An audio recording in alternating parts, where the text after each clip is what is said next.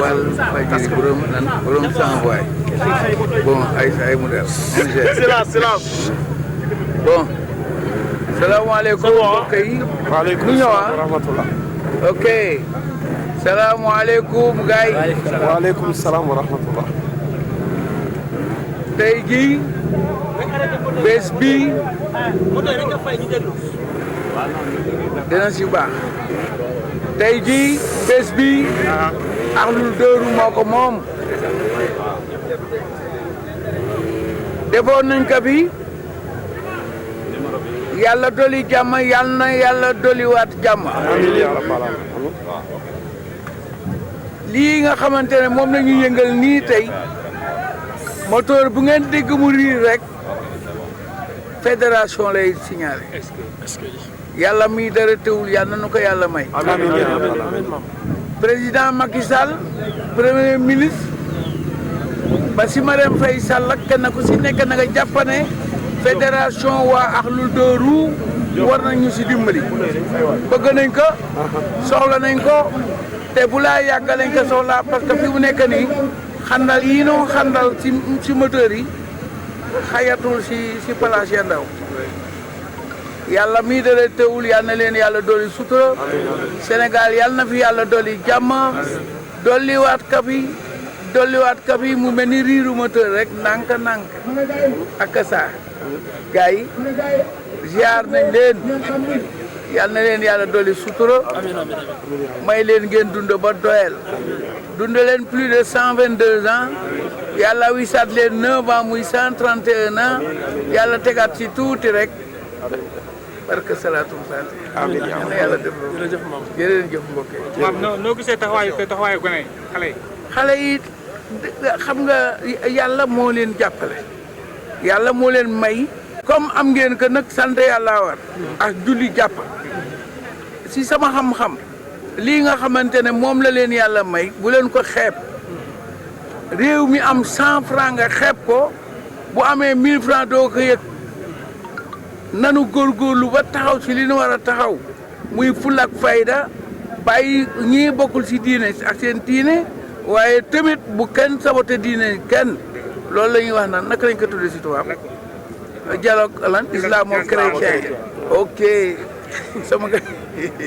sama gars yi ma kontaan si yéen jërëjëf ma fu ma cangee rek ngeen jàng beneen affaire bi mooy casque yi nga xamante ne moo nekk ànd ak moto ànd ak luy riir gars yi bu leen fàtte masque casque yi waay c'est important si réew parce que gune yi bëgguñu leen a perte benn yoon moo tax nu bëgg man mii ngeen di gis nii bés sa Tëngéej la ma dale te ñu ngi nii après Tëngéej la ñu dem Tëngéej la ma dale ma daanu ba jaaxal waaye casque laa solol yëg naa rek ne sama bopp nee na këng si tali boobu jëm jokkul mais yëguma ko sax dama mel ni rek ku tëdd si lalab éponge doo yëg la bari farlu leen si casque yi itam ñi koy jaay nañ ko wàññi ndànk gu ni man kaa takk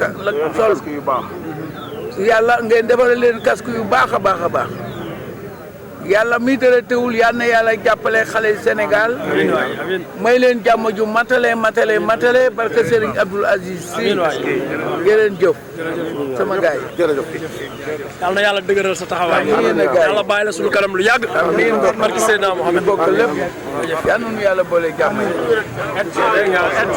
Mesdames et messieurs, je me présente El Hadj Babacar Seye, DH, pilote et 9 titres de champion de Superbike du Sénégal. On est très heureux de vous souhaiter tous la bienvenue de cette troisième édition de sensibilisation des motards du Sénégal. Je tiens également à remercier les sponsors et mes chers confrères.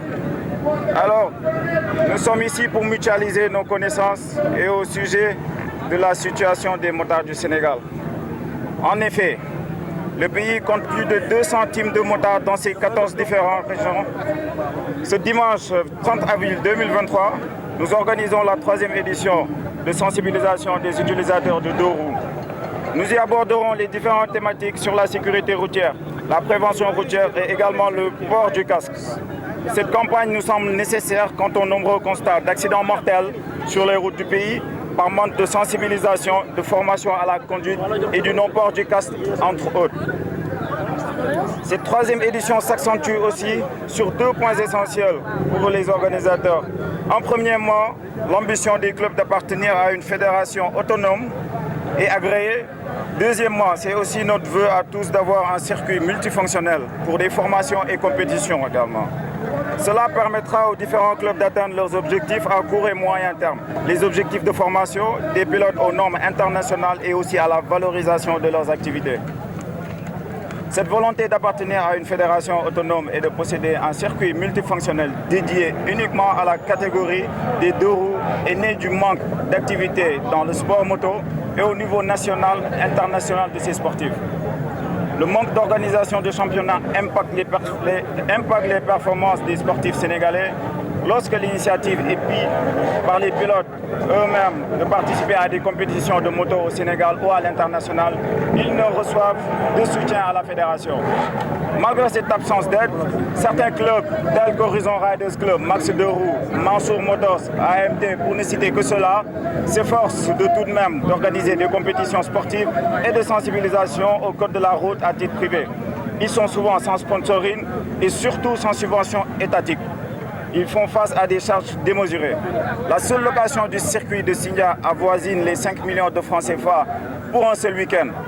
Le chapeau d'une fédération active et autonome redynamisera ce secteur et permettra de lui octroyer une crédibilité face aux potentiels investisseurs.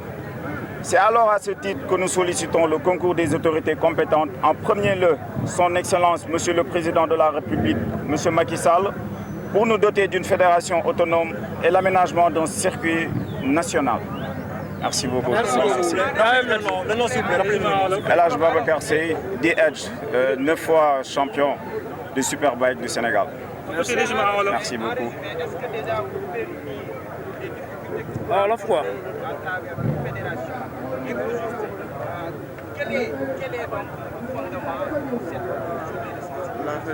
J'ai pas compris. En résumé, quelles sont les difficultés qui vous rencontrez à travers la fédération et aujourd'hui, quel est le fondement de cette journée de sensibilisation? Bon, moi je dirais la difficulté qu'on a, c'est la non-implication de la fédération dans nos activités sportives.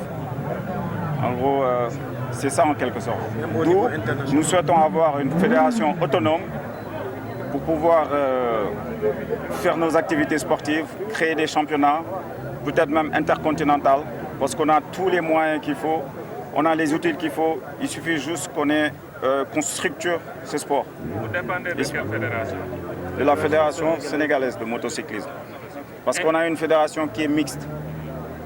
On a une fédération qui a rassemblé la fédération automobilisme et motocyclisme.